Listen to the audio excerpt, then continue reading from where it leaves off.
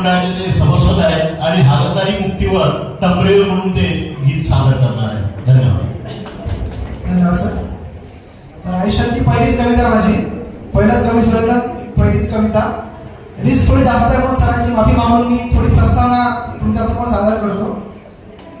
तर माझी ही कविता गावाकडच्या प्रातःकालीन क्रियेच्या सत्यकथेवर आधारित आहे आणि जेही ते 40 वर्षाच्या वरती असतील किंवा जे गावाकडे राहिले असतील त्यांना नक्कीच या गोष्टीचा अनुभव आलेला असेल. तर माझ्या या विदर्भ शैलीतील कवितेचं नाव आहे हागणदारी मुक्त टंबरेल. पार्टी पार्टी सारा गाव जाग झालं, पार्टी पार्टी सारा गाव जाग झालं आणि टंबरेल घेऊन गावाबाहेर गेलं. तसा मी आव सूर्यमुखी, तसा मी आव सूर्यमुखी माझ्या डोळ्याची लवकर उघडत नाही, तसा मी आव सूर्यमुखी माझ्या डोळ्याची लवकर उघडत नाही. घरात बसून संडास बाहेर निघायला जमत नाही. मग नाही घेतलं टंबरेल, मग नाही घेतलं टंबरेल आणि निघालो कुपाकुपानं. मग नाही घेतलं टंबरेल आणि निघालो कुपाकुपानं. जाऊन पाहतो ह्या रांगोयाचा रांगोया या टोकापासून त्या टोकानं. मग नांगरल्या वावरात मॅगर टंबरेल टेकून, मग नांगरल्या वावरात मॅगर टंबरेल टेकून डुक्कर येते का गध पाव वाकून वाकून डुकराचा आवडीचा पदार्थ. मग नांगरल्या वावरात मॅगर टंबरेल टेकून डुक्कर येते का गध पाव वाकून वाकून. वाकून पायदा पायदा टंबरेल गेलं सांडून, वाकून पायदा पायदा टंबरेल गेलं सांडून. काय म्हटलं स्वतःले काय रे बाबू घेणार शकून. वाकून पायदा पायदा टंबरेल गेलं सांडून. म्या म्हटलं स्वतःलेच काय रे बाबू घेणार शकून. घरात असून संडास तुझे बाहेर झाले पाहिजे, घरात असून संडास तुझे बाहेर झाले पाहिजे.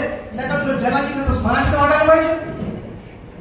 पण आताचं काय, पण आताचं काय हा प्रश्न मोठा, पण आताचा काय हा प्रश्न मोठा. पाणी तर नाही आता स्वतः लागून गोटा.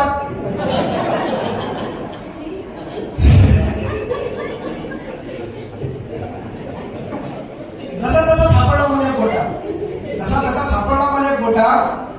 पण म्हटलं हा अजून पण वापरला तर नव्हता. जसा तसा सापडला मला एक गोटा, पण म्हटलं हा अजून पण वापरला तर नव्हता.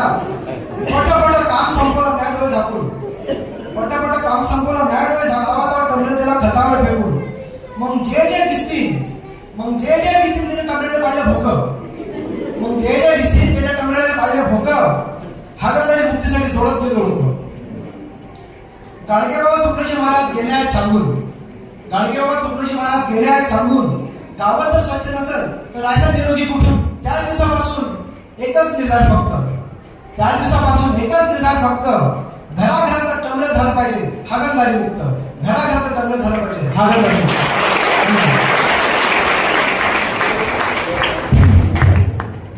मित्र, कविता जरी हागणदारी मुक्तीवरती असली, विनोदी असली, तरी एक समाजासाठी एक छान असा संदेश त्यांनी आपल्या कवितेतून दिलेला आहे.